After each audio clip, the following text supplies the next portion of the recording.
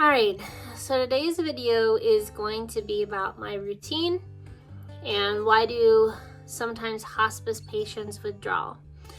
Now I'm talking about the earlier stages of hospice and not the later stages, and I'm speaking about it more from my experience and viewpoint. I have talked about why they withdraw in some other videos, maybe in later stages.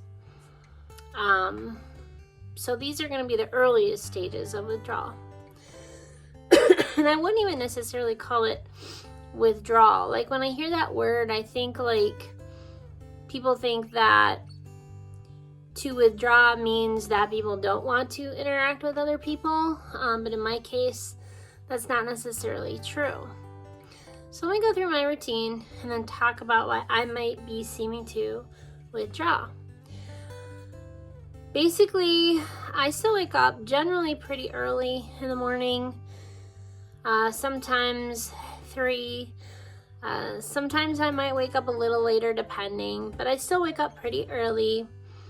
I still do all of my social media posts, check my email, and I kind of like to be awake while my family's getting ready, and as my husband leaves for work and as my son leaves for school. That way if it's too cold or something, I can still give my son a ride to school or whatever else needs to be done. Then when they're done, I like to do all of my medical routine, which actually takes 2 hours every morning. About 20 to 30 minutes is setup. 20 to 30 minutes is actually doing the medical routine. Another 20 minutes or so might be the cleanup. Then it might be another 10 to 15 minutes to shower and all that good stuff. And then another 20 to 30 minutes to do my hair and put on my makeup. And yes, I still like to do that every day because I like to feel good about myself. And it makes me still feel human and makes me feel good about myself. So yes, I still shower and do my hair and makeup every day. And I still have the energy to do it. Then after that, I generally eat a little something. Mondays are nurse visit days. So Nurse Cindy just came to see me. And basically, my oxygen level is still pretty good. It's actually up 2% from last week. Last week it was 94. This week it's 96. I still don't feel like I need oxygen. My color still looks good. My appetite is still pretty good.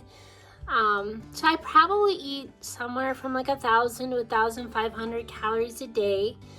So I like to get those little pre-made snacks, and I generally find them at Whole Foods or even Jewel has them. A lot of times they're about 500 to 600 calories, so it's just the right amount for me.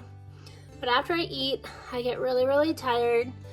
So now it's probably 11 or 12 in the day after I've woken up, did social media, took care of myself.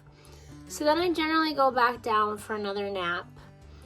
That could be anywhere from 1 or 2 in the afternoon to 3 to 5 at night. So anywhere in that window, I'll have a second sleep. Then I'll wake up and I'll be awake with my family. Not very long, actually. If I go to bed 1 to 3, I might be up longer. I might be up from 3 to 7 or 8, and then I go back to bed again. So I am sleeping a little bit more. I am going to have a constant wheeze all the time, even with my cough medicine. She said that it's coming from my lower right lung. So I'm still on track for the 6-month timeline or more. But there are some symptoms that do pop up.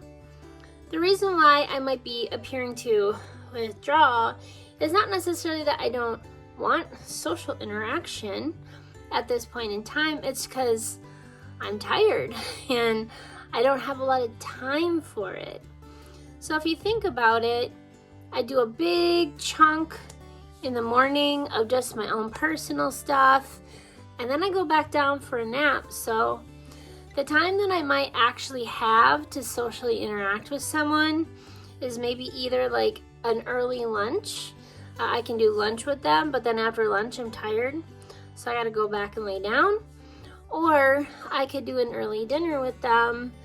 And again, I might not even, depends how hungry I am or am not. So I don't really have a huge time window to interact with people, because even though I look really healthy and everything, a lot of times I am sleeping more than the average person. So that's basically why I've actually been, that was one thing that I noticed, like when I went to Minnesota, I love seeing everybody. And one thing I'm being very specific and strategic about when people reach out to me, I really only try to schedule one interaction with someone per day, because that's all I can really handle. In regard, it does make me tired. And it's all I have time for, because the rest of the time is just caring for myself and sleeping and resting. But I do feel pretty good because I'm still able to be there for the most part for my family, and I'm still doing okay. Thank you for following my story, and this was your Monday update, although I'll be posting it tomorrow, Tuesday.